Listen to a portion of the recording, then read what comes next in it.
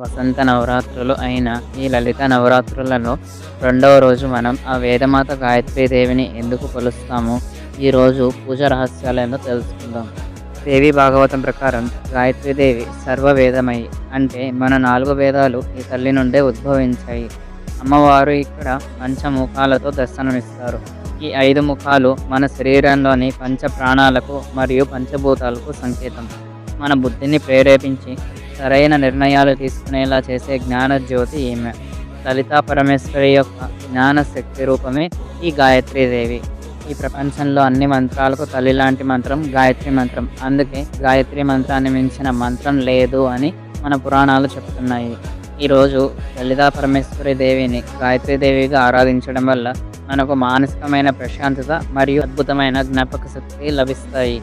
ఈరోజు అమ్మవారికి పులిహోరను నైవేద్యంగా సమర్పించి ఎర్రని గులాబీలతో లేదా మరేదైనా ఎర్రటి పూలతో పూజించడం విశేషం.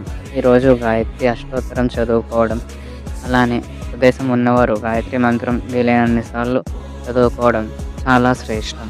మనలోని అజ్ఞానాన్ని తొలగించి మన జీవితంలో వెలుగులు రావాలని ఆ తల్లిని ప్రార్థిస్తూ రేపటి వీడియోలో లలితా నవరాత్రులలోని 3వ రోజు గురించి తెలుసుకుందాం.